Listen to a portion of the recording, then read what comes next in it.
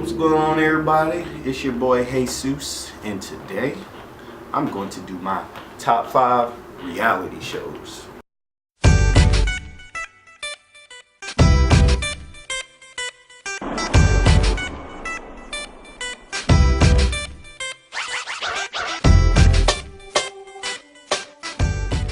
Alright, ladies and gentlemen, coming in at number 5.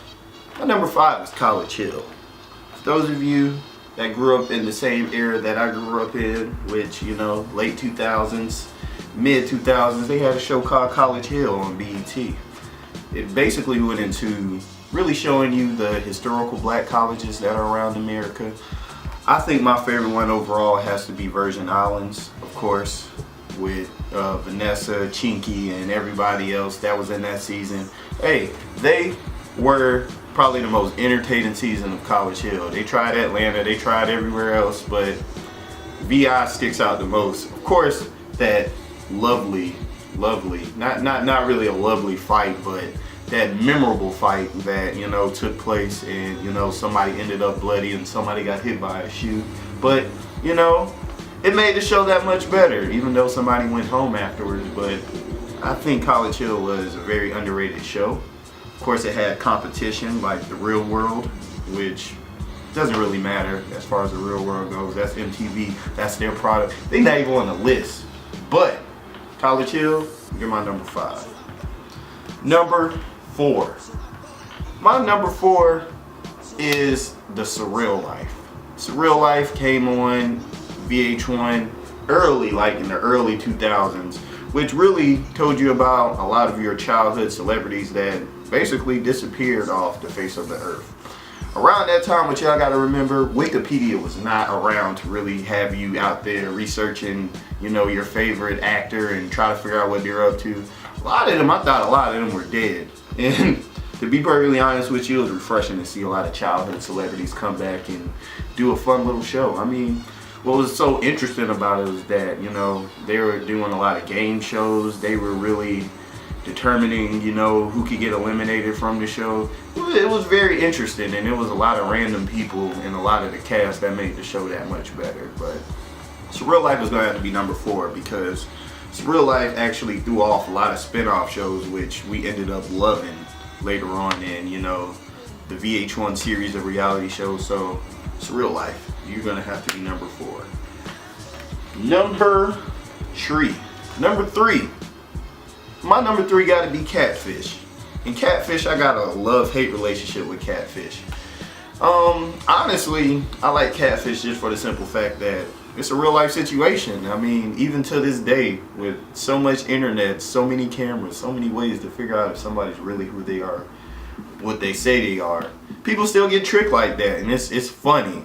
My most favorite episode, of course, is You Shouldn't Have Called Me a Fat Ass Kelly Price. That will always be my favorite because, dog, if you want to know a level of petty, that was a level of petty in which, you know, I ain't never thought I'd see somebody go through hoops to, you know, try to pull off. But Catfish, you know, there's always been a lot said about Neve. But, you know, I think overall he's been, you know, the best person to bring a show like that forward. And, you know, it was relatable to him because he's been through the situation. And I'm sure all of you out there in the social media world, I'm sure over the years you have talked to somebody that probably isn't who they are. But hey, my number 2 is 60 Days In. If you never checked out 60 Days In, give it a try. It's a show in which you have either up to 6 to 8 people. They go into jail for 60 days. You don't know what jail they're gonna go in until, you know, the season started. They started in Atlanta at one point. I want to say that was the first one. I don't know, I don't remember. It was about 4 or 5 seasons so far. But it's really a great show. You really get to see how the prison system is, you know, how crazy it is and corrupt it can be. You see how, you know, the COs do their job around there. You really learn a lot about the prison system, and these people aren't just randomly volunteering to go in jail. It's really a walk of life that they may have been through. Like, they may have had a family member in there. They may be somebody that's gonna work within criminal justice. It's all kind of people. Like, even last season there was a super fan that went in there, and, you know, it's a show that really shows you reality of how being in jail is. I know people are probably like, well, it's scripted, but bro, the cameras are running for 60 days. I'm sure you could get good footage out of all 60 days, but I think that's a very enjoyable show. If any of you ever want to check it out, it's on this station here. But that's my number 2. Number 1. This ain't even the right paper. Anyway, number 1, Flavor of Love. Flavor of Love, the best reality show that's ever been out to me. Because when I look at Flavor of Love, if it wasn't Flavor of Love, I don't think Love and Hip Hop would exist. I don't think Black Ink would exist. With their level of drama at that, you know. I think a lot of credit should go to Tiffany Pollard for, you know, the innovation of, you know, reality TV as far as personalities go.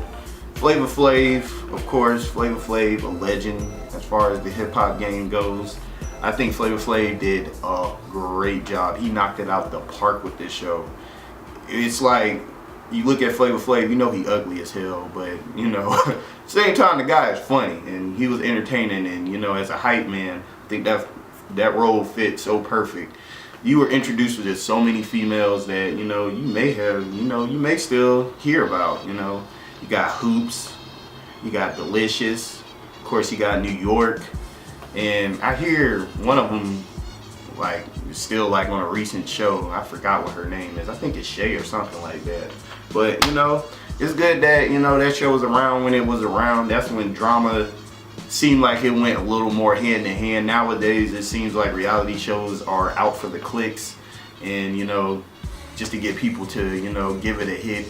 It just looks so scripted, but hey, reality TV is whatever you make it. So ladies and gentlemen, that's been my top 5. Thanks guys for over 90 subscribers. Y'all just don't know how good that feels for a thug. And hey, I need y'all to stay tuned in, because we said over 90 means a giveaway. So Snoopp will be back and she was gonna let you know how this giveaway is gonna go and what you need to do. But it's been your boy Hayseuss, and I'm out.